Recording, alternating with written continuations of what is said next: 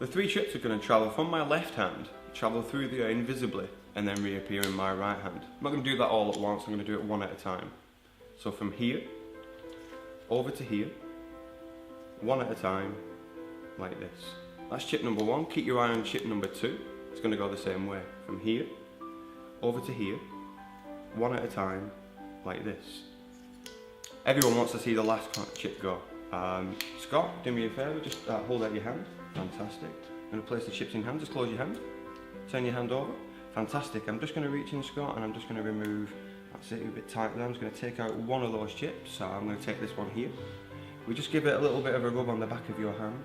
It should melt right through, if you just open your hand.